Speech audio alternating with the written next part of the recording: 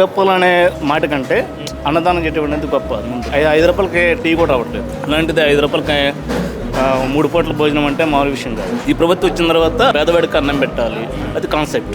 ఎన్టీఆర్ గారి కాన్సెప్ట్, ఇది కాన్సెప్ట్ చేశారు. ఈ పథకం పెట్టడం వల్ల ప్రతి ఒక్కళ్ళకి యూజ్ అవుతుంది. ప్రతి ఒక్క కార్మికుడు, ఇప్పుడు నేను కాలేజీలు చేస్తాను, ఇప్పుడు బయట పనిచేసి కూడా ఉంటారు. ప్రతి ఒక్క కార్మికుడు కూడా పొట్ట నిండా సుఖంగా అన్నం తినాలంటే ఇది క్యాంటీన్.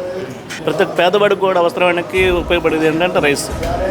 3 పూటలు తింటున్నామంటే అది ఆయన గొప్పతనం. అది చంద్రబాబు గారి గొప్పతనం. అది చంద్రబాబు మీద రిమైన్ తీసుకోవడం కోసమే పథకాన్ని డిలే చేశాడు. ఆయనకు ఇష్టం వచ్చిన విధంగా వాడుకున్నాడు. దాంట్లో సచివాలయం పెట్టడం కానీ, క్లోజ్ చేయడం కానీ, మేబీ ఆయన మీద కోపంతోనే అలా చేయడం వల్ల ఇప్పుడు ప్రతిపక్షం కూడా లేకుండా పోయింది. ఎదుటి వాడిని దెబ్బ కొట్టాలని చూస్తుంటే దేవుడే దెబ్బ కొట్టు. అలా ఉన్న పరిస్థితి. పెట్టడం వల్ల ప్రతి పేదవాడికి ఉపయోగపడుతుంది అంటారు. అందరికీ ఉపయోగపడి, ప్రతి పేదవాడికి కదా, ప్రతి ఒక్కరికి ఆనందనాలను ఆకలితో ఉండకుండా ప్రతి ఒక్కరికి ఉపయోగపడుతుంది.